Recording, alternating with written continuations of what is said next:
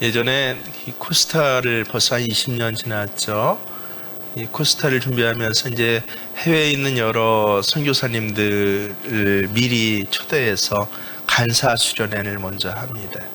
아프리카에서 선교하시고 계시던 선교사님 가정 이 사모님과 함께 오셔서 이 간사 수련회를 1차, 2차, 3차, 4차에 걸쳐 진행할 때마다 강사가 틀려집니다. 근데 아침 예배는 이제 남편 선교사님이 강의를 하고 이제 저녁 예배는 아내 선교사님이 강의를 하는 특별한 그런 수련회가 있었습니다. 근데 이분들이 어딜 가나 공개적으로 자기들 부부싸움 한 이야기부터 그렇게 시작을 합니다. 선교사 생활하면서 나름 제일 힘들었던 게 무엇이었냐, 당신 가시가 무엇이었습니까 하니까 아침에 강의를 하던 그 선교사님 스스로 나는 내 아내가 제일 나의 가시였습니다라고 그렇게 하고 이제 강의를 시작하는 거예요. 그것까지 괜찮았습니다. 저녁 때 이 아내 선교사님이 쓰자마자 스스로 누가 질문도 안 했는데 이야기합니다. 나는 나를 아프리카 현장에 선교하면서 나를 제일 힘들게 하고 아프게 한 게 있었는데 내 남편이 그렇습니다 하면서 남편 흉부터 보면서 강의를 시작하는 겁니다. 근데 이게 아마 그때 고직한 선교사님인가가 아마 주도를 했을 텐데 총 관리하던 선교사님한테 알려주면서 한 이틀 되니까 이거 안 되겠다 싶어서 그 두 분을 모시고 말씀을 드렸나 봐요. 아침 저녁으로 남편 아내 흉만 보니까 은혜가 안 되는 것 같다고. 그날 저녁에 이 두 분이 마주 앉아갖고 기도를 하기 시작했다라고 합니다. 남편 선교사가 뭐라고 기도했냐면요, 하나님, 나를 아프리카 선교사로 계속 쓰시려면 둘 중에 하나, 이 가시를 빼주세요라고 기도를 했습니다. 하나는 아내를 먼저 데려가시든가 아니면 아내를 변화시켜 주시든가 둘 중에 하나는 해주셔야겠습니다. 그러니까 옆에서 같이 기도하고 있던 아내 선교사님이 뭐라고 했습니까? 한마디로 크게 이야기를 했다고 합니다. 하나님, 나도요 라고요. 그래서 이 남편과 아내 사이 참으로 반려자로 함께 평생을 사는데 사실은 다 가시가 될 수 있습니다. 비단 남편과 아내 사이뿐이겠습니까? 어떤 사람은 신체적인 가시가 평생 나를 찔러댈 수가 있습니다. 오늘 말씀에 보면 빠지지 않는 가시라고 합니다. 어떤 사람에게는 정말 자식은 뺄 수도 없지 않습니까? 가시가 되기도 합니다. 고결한 수준의 어떤 철학을 이야기를 하는 사람들은요, 이런 가시들이 반드시 나쁜 것만 아니고 좋은 점도 있다라고. 하지만 남의 이야기를 할 때는 들어줄만 하지만 그 가시가 내 얘기라고 하면 어떻습니까? 가시가 나쁜 것만 아니라 무언가 좋은 유익이 있을 것이라고 여유 있게 미소를 지을 수 있겠습니까? 제 경험으로 보면 결코 그렇지 않습니다. 가시에 찔리면요, 굉장히 아픕니다. 마음도 아프고 정신도 아프고 몸도 아프고 인생도 아픕니다. 너무 아파서 정말 울고 싶은데 옆에서 누가 달관한 듯 미소 지으면서 가시도 유익이 있다라고 한다면 여러분 화나고 때려주고 싶지 않겠습니까? 오늘 사도 바울도 그랬던 것 같습니다.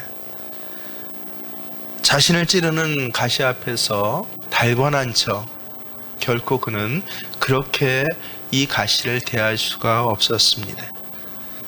오늘 이 가시가 나 너무 아파요 라고 기도하는데 3번을 간구하며 기도했다라고 합니다. 8절을 보십시오. 이것을 내게서 떠나게 하기 위해 내가 3번 주께 간구하였더니. 왜 하필이면 3번을 간구했을까요? 예전에 청년의 성경 공부를 인도할 때 청년들이 참 기발합니다. 왜 3번을 간구했을까요? 똑같이 물었더니 굉장히 위트 넘치는 청년의 대답이 있었습니다. 목사님 그래도 3세판이지 않겠어요? 라고요. 정말 유대민족도 우리처럼 3세판의 문화가 있어서 3번을 기도했을까요? 그런데 간절하게 기도한 3번의 기도라는 것에 우리가 곰곰이 생각해 보면 떠오르는 일이 있지 않습니까?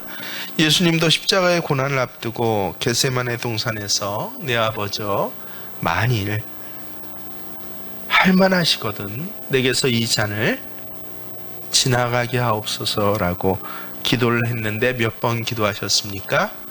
3번을 기도하셨습니다. 여러분 얼마나 간절하게 기도하셨습니까?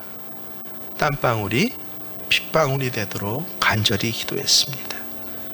곰곰이 생각해 보니 사도 바울의 3번의 기도는 예수님의 겟세마네 기도와 비슷한 점이 너무나도 많습니다. 기도의 횟수도 3차례였습니다. 기도의 내용도 비슷합니다. 지나가게 해주세요. 없애주세요. 그 간절한 심정도 같습니다. 그리고 무엇보다도 이 기도에 대한 하나님의 응답도 같았습니다. 예수님이 땀방울이 핏방울이 되도록 너무도 간절히 십자가가 지나가게 해달라고 기도했는데 십자가의 잔이 없어진 것이 아닙니다. 결국은 십자가의 고난의 잔을 예수님 마셔야 했습니다. 사도 바울도 마찬가지입니다. 내 육체의 가시 곧 사탄의 사자라고 합니다. 무슨 뜻입니까? 사탄이 보낸 하수인이라고 생각할 정도로 아주 치를 떨만한 육체의 가시를 떠나게 해달라고 그렇게 기도했는데 그러나 하나님께서는 사도 바울의 가시를 제거해 주시지 않았습니다. 결국은 사도 바울도 평생 그 가시와 함께 살 수밖에 없었습니다. 여러분 우리말로는 가시라고 번역되는데 원어 성경에 보면 깜짝 놀랄 만한 뜻입니다. 가시가 아니라 스콜롭스예요. 스콜롭스는 가시란 뜻보다 무슨 뜻인 줄 아십니까? 말뚝이라는 뜻입니다. 조그마한 가시만 손에 박혀도 온몸에 신경이 그곳에 집중되고 아픈데 근데 말뚝이 박혔다라고 한번 생각해 보십시오. 얼마나 고통스럽고 괴롭겠습니까? 오늘 말씀은 그저 가시에 찔리고도 은혜입니다 라는 차원의 하늘 위를 둥둥 떠다니는 그런 메시지를 우리에게 전해주지 않습니다. 왜냐하면요 예수님께서는 여기 심장에 말뚝이 박혀서 너무나도 아파서 땀방울이 아니라 핏방울로 흘리는 사람 앞에 그저 그래도 고통 앞에 무엇인가 유익 얻을 테니까 괜찮아 라고 웃으시면서 말하시는 분이 아니시기 때문에 그렇습니다. 오히려 예수님께서는 어떤 분이십니까? 험한 인생길에서 너무나 자주 넘어져서 우리는 무디게 느낄지라도 우리가 넘어지는 그 모습을 보고 우리보다 먼저 아파하시고 눈물을 흘리시고 우리는 몇 번 그래도 굶기를 자주 하여서 한두 끼쯤은 굶어도 참을만하다라고 생각하고 있는데 우리 예수님께서는 오히려 기적을 일으켜서라도 5,000명을 먹이시는 분, 목자 없는 양같이 이리저리 휩쓸려 다니는 것에 우리는 만성이 되었지만 에스프란케트의 뜻이 뭐예요? 예수님은 만성이 아니었다는 것입니다. 고통을 느끼셨는데 그런 우리를 보고 상자가 끊어질 만한 고통을 느끼셨다라고 그렇게 성경에는 기록되어 있기 때문입니다. 마이크가 코먹은 소리가 나니까 좀 조정하세요. 그러면 도대체 오늘 주시는 말씀의 메시지는 무엇입니까? 이렇게 찔러대는 가시 앞에서 어떻게 할 것인가 라고 그것을 오늘 우리에게 말씀해 주시는 것이지 여러분 이 가시가 찔러대도 유익이 있으니 좀 참으십시오라는 말씀이 아니다라고 하는 것입니다. 오늘 여러분 가운데서도 몸에 한 가지 이상의 가시는 지니고 있는 분이 많이 계십니다. 어떤 분들은 평생을 따라다니는 지병을 안고 살아가는 분이 계십니다. 그런가 하면 갑자기 암이나 큰 병에 걸렸다가 비록 완치를 받았다라고 할지라도 늘 조심하게, 그것 때문에 조심스럽게 어디 가는 것, 먹는 것조차 그렇게 삼가면서 살아가시는 분도 있습니다. 그런가 하면 손이나 발과 같이 신체 일부에 장애가 생겨서 일평생 장애의 가시를 가지고 계신 분들도 있을 것입니다. 또한 어떤 분에게는 죄책감의 가시가 있습니다. 내 양심에 고통을 주는 가시입니다. 사도 바울은 정말 이 죄책감의 가시가 심각했습니다. 예수 믿기 전에는 그가 어떤 사람이었습니까? 예수 믿는 사람들을 죽이고 핍박하는 데 앞장서는 앞잡이였습니다. 심지어 최초의 순교자인 스데반 집사님이 돌 맞아 죽을 때에도 거기에 가담했던 사람, 최초의 그리스도인 순교자를 순교케 했던 그런 사람이 바로 사도 바울입니다. 나중에 바울이 예수를 믿은 뒤에 이 같은 전력이 그의 마음에 늘 한편의 짐이 되었습니다. 그래서 스스로 뭐라고 합니까? 나는 죄인 중에 죄인 중에 괴수이다라고 그렇게 이야기를 합니다. 우리들도 마찬가지입니다. 과거 없는 사람 아무도 없습니다. 모든 사람이 다 떳떳한 것만은 아닙니다. 살다 보면 남에게 해코지한 일이 어디 없겠습니까? 여러분, 남에게 해코지한 일은 그래도 넘어갈 수도 있습니다. 가장 힘든 일이 무엇입니까?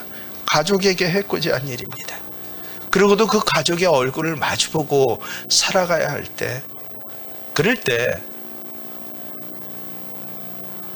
이 가시가 박혀서 말도 제대로 하지 못하는 그런 하나님 주신 양심에 찔려 사는 그런 사람들이 많이 있습니다. 하나님과 사람들로부터 우리가 지은 죄가 용서는 받겠지만요, 근데 가시로 늘 남아있는 것입니다. 베드로가 그랬다고 그러지 않습니까? 예수님을 3번이나 예수님 말대로 다 굴기 전에 부인하니까 부활하신 예수님 만나고 나서 그 모든 것들을 깨닫고 이제 사도의 삶을 살면서 베드로는 한 번도 아침까지 자본 적이 없다고 합니다. 왜냐하면 새벽 다구르는 소리를 들을 때마다 벌떡 일어나서 밖에 나가서 통곡하며 울고 회개하며 기도를 했다라고 합니다. 예수님을 부인했던 그 죄책감이 위대한 사도가 되고 위대한 성령의 증거자가 되어서도 아직 가시로 남아있었던 것입니다. 분명히 과거에 대한 죄책감이 우리를 힘들게 하지만요, 우리의 신앙을 순전하고 깨끗하게 하는 데는 필요합니다. 항상 겸손하게 주님만 붙들고 우리의 모든 죄를 깨끗하게 하시는 예수 그리스도의 보혈을 의지하게 하는 힘이 이 가시에는 있습니다. 여러분, 인간관계로부터 오는 가시도 만만하지 않습니다. 사도 바울이 찔린 가시의 대부분은 뭐예요? 사람의 관계로부터 온 그런 가시였습니다. 가는 곳마다 유대인들로부터 핍박받고 능욕당하고 모함당했습니다. 우리가 만나는 사람들 가운데서도 항상 가시 노릇을 하는 사람들이 있습니다. 그 사람이 없어지면 만사가 시원할 것 같은데, 근데 막상 그 사람이 떠나고 나면 다른 사람이 또 가시 노릇을 합니다. 어디를 가든지 사랑 가시가 없는 그런 환경은 기대하기가 힘듭니다. 사라에게는 하갈이 눈의 가시였습니다. 야곱에게는 에서가 가시였습니다. 다윗에게는 사울이 가시 역할을 톡톡히 했습니다. 그런가 하면 평생 물질의 가시에 찔려 사는 사람이 많습니다. 야, 오늘 참 뭐 먹을까, 뭐 맛있는 거 먹을까라고 사람들이 생각할 때 이 먹는 것 문제로 인하여서 가시가 돼요.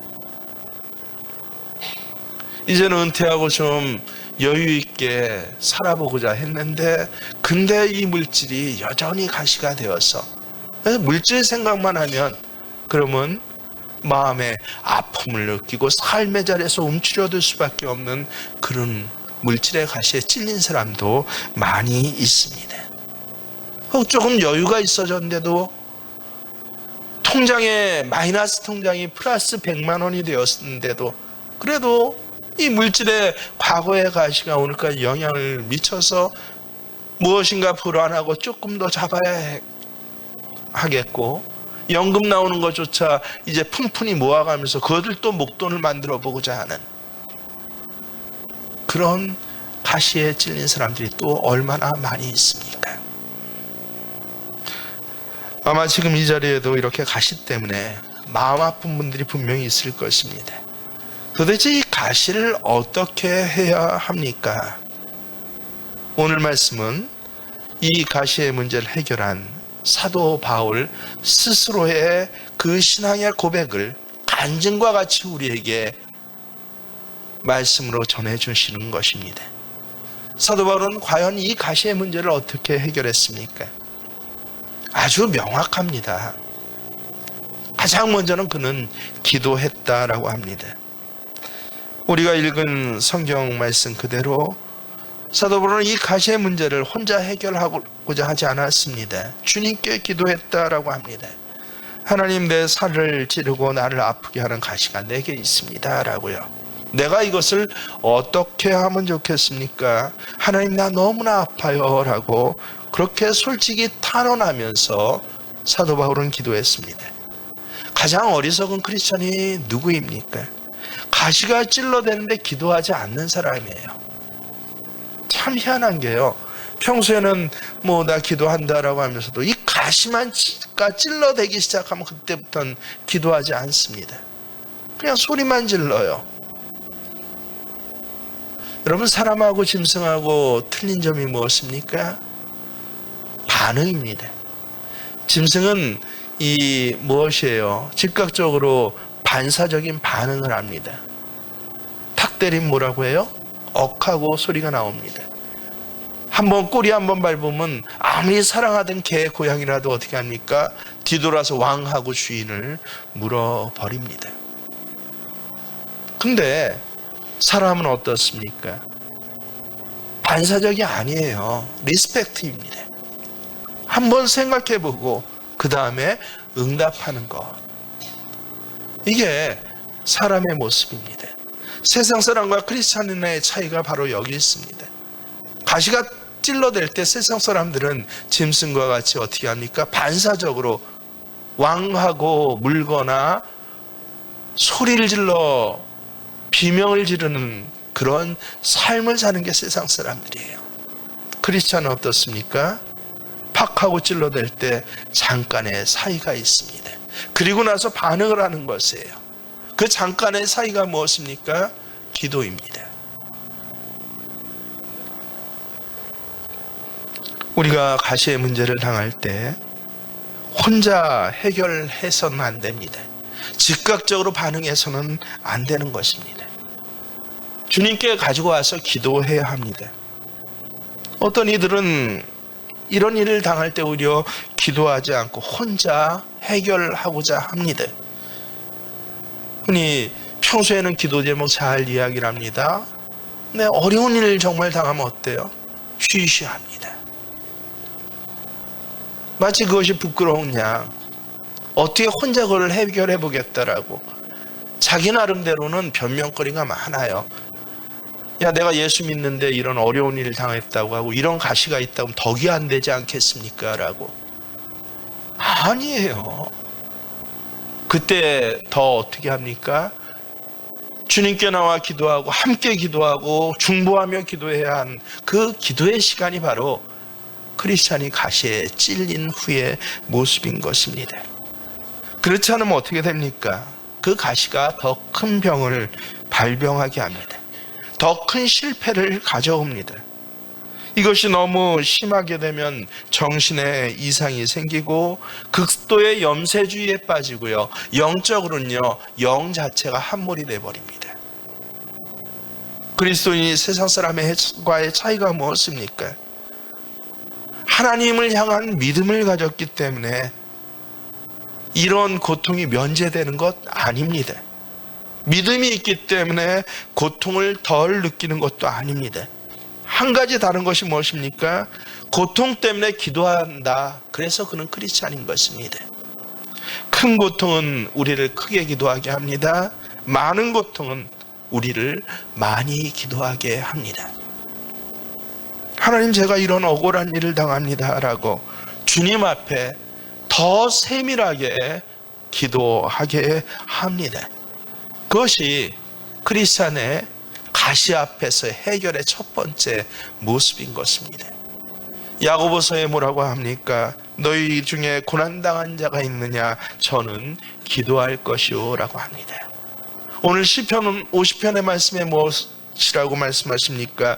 환난 날에 어떻게 하라고요? 나를 부르라 라고, 내가 너를 건지리라 라고, 그렇게 하나님 직접 약속해 주십니다. 따라서 환난 날, 가시에 찔린 날은요, 내가 하나님을 부른 날이요, 하나님이 나를 건지신 날이 되게 해야 하는 것입니다. 그저 숨겨두고 비명 지르고 혹은 원망하고 불평하는 것으로 우리의 모습이 나와서는 안 되는 것입니다. 이것이 사도 바울이 우리에게 보여준 신앙의 선배로서의 모습입니다. 3번이나 간절히 하나님 앞에 내가 기도했다라고 하는 것입니다. 여러분, 이 간절한 기도, 유대적 법칙으로는 이 한 번의 간절한 기도는 40일 기도를 의미합니다. 예수님이 광야에서 40일 기도한 것도 이 한 번의 간절한 기도의 한 텀입니다. 40년 광야 생활의 그 훈련의 텀과 똑같은 것입니다. 근데 그렇게 바라보면 3번의 간절한 기도는 얼마나 기도했다는 것입니까? 4:32, 적어도 40일 금식 기도를 3번이나 단지 가시의 문제 때문에 사도 바울은 기도했다는 것입니다. 하나님 앞에 가시가 깊을수록 어떻게 기도합니까? 깊게 기도하는 것, 이것이 바로 크리스찬의 모습인 것입니다. 두 번째로 우리가 오늘 말씀에서 알 수 있는 것은 이 가시가 있을 때야 크리스찬은 겸손해진다라고 하는 것입니다. 여러분, 가시에 찔리면 모든 사람들이 다 겸손해질 줄 아시죠? 아니요, 절대 그러지 않습니다. 저는 가시에 찔리니까 겸손해지기는커녕 오히려 더 원망하고 교만해지는 사람, 교활해지는 사람들을 많이 보았습니다. 왜 다른 사람에게는 이런 일이 없는데 나만 이런 고통을 당하나? 왜 다른 사람들 다 세금 같이 띄어먹는데 나만 탈세로 걸려야 하나라고 소리 지르는 사람들을 많이 보았습니다. 재수가 없었다라고 사회를 원망하고 사람들을 원망하고 심지어는 하나님까지 원망하는 사람들이 많이 있습니다. 이 가시 때문에 자신이 아프니까 공연히 남을 괴롭게 합니다. 열등감에 사로잡혀서 다른 사람을 미워하고 보복하고자 합니다. 하지만 크리스찬은 어떤 사람입니까? 이 가시 때문에 겸손해질 수 있는 사람이 바로 크리스찬인 것입니다.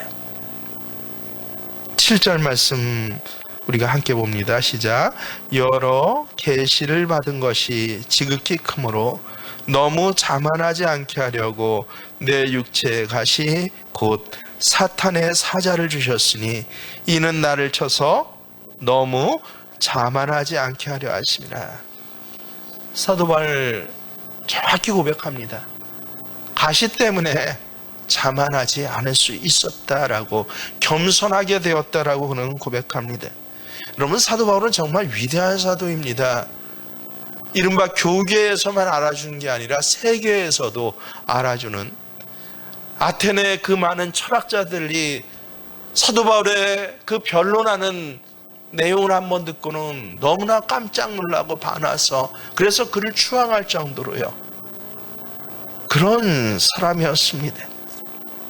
특별히 영적으로는 큰 계시를 보았습니다. 그 내용은 자세히 알 수 없지만 셀 수 없는 하나님의 음성을 들었습니다. 그 스스로 고백하기를 나는 3층 천에 가보았다라고 신령한 체험을 고백하고 있습니다.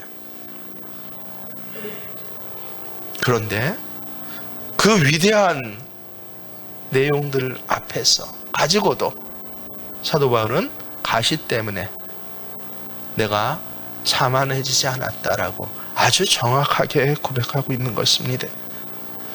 이 가시가 정확히 무엇이었는지 성경학자마다 굉장히 의견이 분명합니다. 어떤 사람들은 육체에 어떤 질병이 있었다라고 이야기를 합니다. 두드러기와 같은 그런 질병이 있었다라고. 어떤 사람은 눈에 아주 극심한, 우리로 하면 노안의 노안이었다라고, 안질이 있었다라는 것이에요. 실제로 다메섹 도상에서 환한 빛에 부활하신 예수를 만나고 그가 눈이 멀었지 않습니까? 그 후에 다시 눈이 띄어졌지만 그 후에 안질에 시달렸다라고 하는 것입니다. 그리고 어떤 분들은 그가 갈라디아서를 보면요, 내 몸에 부끄러운 것이 있는데, 여러분 눈 나쁘다고 부끄럽다고 하지 않지 않습니까? 과연 부끄러운 것이 무엇일까라고 당시에 부끄러운 병들을 살펴보았더니 뭐예요? 간질병이 그렇게 많았다는 거예요. 저도 초등학교, 저 국민학교죠. 국민학교 2학년 때 실제 그런 경험이 있어요. 굉장히 친하게 지냈던 짝이에요. 근데 하루는 교실 바닥에 간질을 걸려서 넘어져 갖고 거품을 품면서 막 그냥 몸을 떠는데요. 그 다음부터는 얘 옆에 앉을 수가 없었습니다. 어린 마음에. 참 어리석고 지금 생각해도 정말 어린애였는데 그 다음부터는 얘가 괴물처럼 보이는 거예요. 저만 그랬나요? 모든 사람이 그런 거예요. 그래서 이 간질병에 대해서 그거를 겪는 사람보다 그것을 본 사람의 충격이 얼마나 큰지를 제가 잘 알고 있습니다. 예전에 이 곽선희 목사님 굉장히 존경해요. 개인적인 이야기를 제가 많이 들을 수가 있었는데, 어디 대구인가 어디에 이 목사님이 부흥회를 한번 가셨대요. 그렇게 칭찬 많던 장로님인데 그렇게 그쪽 교회 목사님 칭찬을 많이 하셔서 한번 꼭 보고 싶었는데, 근데 이분이 첫날 부흥회 왔다가 4일짜리 부흥회였는데 4일 내내 부흥회를 못하고 결국은 끝날에도 안 하는데 공항에 나와서 펑펑 목사님 손을 붙잡고 울었다고 합니다. 내용이 뭡니까? 첫날 부흥회 저녁 시간에 은혜를 받았는데 앞에 앉아있던 장로님이 벌떡 넘어갔어요. 뭘로 넘어갔어요? 간질로 넘어간 거예요. 부흥회라고 유독 저녁 예배에 주일 대예배보다 많은 사람들이 오고 교인 아닌 사람들 왔는데 온 교회 교인 앞에서 그 장로님이 자기 간질병을 다 거기서 드러낸 겁니다. 사람들이 얼마나 깜짝 놀랍니까? 그러니까 그 저녁 부흥에 참석하고 3일 내내 참석 못하고 마지막 날에도 교회에서 송변을 못했는데 이 목사님이 얼마나 보고 싶었는지 공항에 몰래 마중 나서 손을 붙잡고 거의 울다라고 그렇게 이야기하는 걸 제가 들었습니다. 그래서 사도 바울이 간질병이었다는 거예요. 곰곰이 생각하니 그럴기도 해요. 만약에 제가 여기서 설교를 하다 간질로 넘어졌다고 해보십시오. 내 육체에 너희가 생각하기에 충격적이고 부끄러운 것이 있는데 너희는 나를 오히려 하나님의 사람이여 천사와 같이 그렇게 대해줘서 참 고맙다고 갈라디아 교인들에게 이야기하는 사도 바울을 보십시오. 아니면 10절에 가만히 봤더니 능욕이라는 말이 나옵니다. 사람들로부터 괴롭힘 당하고 반대당하고 공격받고 능욕받았다. 인격적인 모욕을 수없이 당하고 매를 맞기도 하고 돌에 맞기도 했습니다. 유대교인들이 주로 사도 바울을 아예 쫓아다니면서 사도 바울을 죽이기 전까지는 우리가 먹지도 않고 자지도 않겠다라고 결사대까지 만들어서 그렇게 사도 바울을 능욕했던 사람들이 있었습니다. 그게 늘 가시가 되는 것이에요. 사도 바울의 가시가 무엇인지 참 궁금합니다. 그런데 참 이상한 것은요, 성경에 그 가시를 위해서 간절히 기도했다라는 곳 나오는데 그 가시가 무엇이었는지는 어디에도 나오지 않습니다. 왜 그렇습니까? 가시가 무엇이었는지가 그것보다 더 중요한 것이 그 가시가 사도 바울에게 한 역할이기 때문에 그렇습니다. 그의 고백이 무엇입니까? 그리스도인이 된 후 하나님의 놀라운 은사를 체험했는데 세상 사람들이 다 그를 우러러볼 만한 그런 대단한 기적들을, 심지어는 손수건만 갖다 얹어도, 사도 바울이 작업 때 입었던 그 앞치마만 갖다 얹어도 병이 낫고 귀신이 도망하는 이 놀라운 권세를 그가 가졌는데, 육체의 가시가 없었다면 그는 교만한 사람이 되었을 것이다 라고 스스로가 고백하고 있는 것입니다. 너무 자만하지 않게 하려고 내 육체의 가시를 주셨다는 것입니다. 그러므로 여러분, 중요한 것은 무엇입니까? 얼마나 아팠냐가 아닙니다. 아픔의 강도가 아니라 아픔의 결과입니다. 고통의 문제를 저술한 20세기 최고의 기독교 변증가 C.S. 루이스 교수가요, 옥스퍼드 채플에서 그렇게 채플 강연을 할 때 한 학생이 질문을 했습니다. 교수님, 신이 존재하고 그 신이 선한 신이라면 왜 이 세상에 이렇게 설명도 할 수 없는 고통스러운 일들이 일어납니까? 루이스 교수가 오히려 반문을 합니다. 그렇지 않아도 인간은 교만한데 고통마저 없었다면 인간이 어떻게 될 것 같습니까? 라고요. 그렇습니다. 인생의 가시들은 우리를 겸손하게 하시는 하나님의 축복의 도구인 것입니다. 하나님의 능력은요, 우리가 약할 때 온전해진 것을 여러분 기억하시기를 바랍니다. 우리가 약한 데에서만 하나님의 능력은 강하게 나타납니다. 그것을 우리가 깨달을 수가 있어야 돼요. 토기장기의 능력은요, 흙이 부서지고 부드럽고 연하게 될 때, 그럴 때 가장 아름다운 또 가장 귀한 능력이 드러나는 것입니다. 흙이 굳을 때는요, 아무리 거장인 토기장이도 어떤 작품도 만들어내지 못합니다. 육체의 가시로 말미암아 우리 인간이 심령의 상처를 입을 때, 상한 갈대처럼 약해질 때, 그때 주님의 능력은 갈대와 같은 우리를 심원해서 개바로, 페트로스 반석으로 우리를 바꿔주십니다.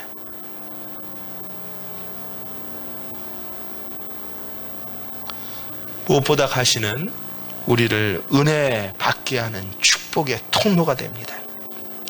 바울이 기도하면서 무엇을 경험했을까요? 성경을 보면 가시 자체가 기도에서 없어지지 않았습니다. 그런데도 그는 주의 은혜가 자기에게 족하다라는 응답을 받았다, 내가 그것을 깨달았다라고 합니다. 9절 앞부분을 보십시오. 뭐라고 합니까?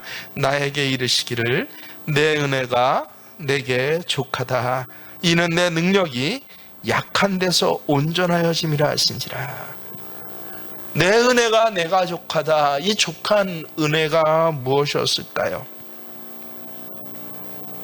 가시로 말미암아 내가 간절히 기도했더니, 그랬더니 그리스도의 능력, 어떤 능력입니까? 가시를 없애주신 능력이 아니라요, 가시를 그대로 두고도 가시의 고통을 견뎌내면서 여전히 하나님 맡겨주신 소명을 사용할 수 있는, 소명을 힘을 다하고 충성할 수 있는 그 능력이 은혜로서 충만케 되었다라고 하는 것입니다. 가시는 사도 바울을 여전히 찌르고 아프게 했지만요, 그 가시 때문에 바울이 하지 못할 일은 아무것도 없었습니다.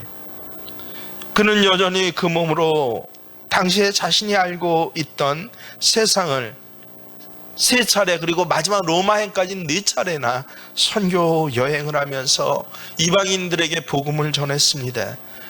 오히려 그 가시 때문에 자신의 능력이 아니라 주의 능력을 의지하면서 마땅히 해야 할 일들 충분히 끝까지 달려갈 길을 다 달려가기까지 그는 수행할 수가 있었습니다. 마침내 그 가시는 자신의 약함의 축복이었고, 오히려 이제 그래서 나는 내 약한 것을 자랑한다라고 그는 오늘 말씀을 마무리합니다. 10절 말씀을 보십시오. 그러므로 내가 그리스도를 위하여 약한 것들과 능욕과 궁핍과 박해와 공고를 기뻐하노니 이는 내가 약할 때 그가 강함이니라. 가시로 나는 약해졌지만 가시로 내가 약해지니까 그리스도는 더 강해지셨습니다 라고 참으로 놀라운 체험적 신앙을 증거하고 있습니다. 여러분, 바울은 자기 자신을 믿을 수가 없어서 그래서 주님을 의지했어요. 자기 자신은 약하기 때문에 주님의 강함을 더 신뢰했습니다. 자신의 지혜를 신뢰할 수가 없어서 주의 지혜를 꼭 붙잡았습니다. 자신의 무력함을 알기에 주님의 능력만을 의지했습니다. 따라서 바울의 육체의 가시, 곧 육체의 한계는요, 그가 더 큰 주의 은혜를 받는 통로가 되었다라고 하는 것입니다. 진실로 그의 약함이 오히려 그리스도의 강함으로 그 안에서 드러났고 그의 은혜의 통로로서 축복이 된 것입니다. 교회 여러분, 아비귤레테 그 흑진주 만드는 진주종 아시죠? 제가 몇 번 말씀드렸습니다. 세상에서 가장 값비싼 흑진주는 어떻게 만들어집니까? 다른 조개를 통해서 만들어지지 않아요. 오로지 한 종류 아비귤레테라는 이 조개를 통해서만 만들어집니다. 이 조개가 바닷물에 플랑크톤을 먹지 않습니까? 플랑크톤을 먹으려고 호흡을 하는데 가끔 모래가 같이 딸려옵니다. 근데 그 모래 중에는 이 가끔 진주 그 연약한 살에 박히는 모래가 있다는 것입니다. 뱉어내도 나가질 않아요. 살에 꼭 박혔습니다. 그때부터 어떻게 합니까? 다른 조개들은 썩어가요. 모래가 박히면 썩어 죽습니다. 그런데 놀랍게도 이 아비귤레테라는 조개 종류만은요, 모래가 박히면 하는 작용이 있는데 이른바 진액을 뿜어낸다는 거예요. 라카라는 아주 특별한 진액을 뿜어냅니다. 우리로 얘기하면 침을 뿜어내고 눈물을 흘리는 것이에요. 그래서 눈물을 흘리고 또 흘리고 그 모래 그 조각을, 그 알갱이를 감싸고 자기 진액으로 감싸는 것이에요. 조개가 커지면서 이 안에 있는 조개의 살도 함께 커지고 조개의 살에 박혔던 그 모래알이 함께 커져가는데 그게 놀랍게 뭐가 됩니까? 진주, 그것도 흑진주가 되더라라고 하는 것입니다. 우리의 생을 살아가면서 가시가 찔릴 때 그 가시는 나를 아프게 하는 것은 분명합니다. 근데 크리스천에게 가시는 뭐예요? 주님께 가게 합니다. 아비귤레테 조개가 품어내는 라카와 같이 기도의 눈물을 품어내게 합니다. 가시가 아프면 아플수록 진액의 진액을 더 깊게, 더 많이, 더 크게 품어내게 하는 것. 그 가시는 마침내 면류관으로 바뀌고 찬란한 그리스도의 역사를 자랑하게 하는, 그래서 나의 연약한 그 가시가 이제는 내가 자랑할 수 있습니다 라고 고백하는 간증거리가 되게 합니다. 사랑하는 교회 여러분, 인생길에서 여러 가시에 찔리고 상하여 주저앉고 싶습니까? 남편과 아내가 가시가 됩니까? 형제와 자매가 가시가 됩니까? 여러분의 건강이 가시가 됩니까? 세상 사람들의 가시는 교만하게 하고 원망하게 하고 불평하게 하고 그리고 세상과 등지게 하고 나를 숨게 하고 어둠게 하지만 크리스찬에게 있어서 가시는요, 아니요, 그리스도를 자랑하게 하더라라고 하는 이 고백이 저와 여러분 고백되시기를 주의 이름으로 축원합니다. 그렇습니다. 내 가시가 너무 아파서 내가 주님께 나아갔습니다. 이 가시 때문에 내가 너무나 약해져서 내가 주님을 붙들었습니다. 내가 쓰러졌을 때 그분이 나를 세워주셨습니다. 내 잔이 비어서 그분이 내 잔을 채워주셨습니다.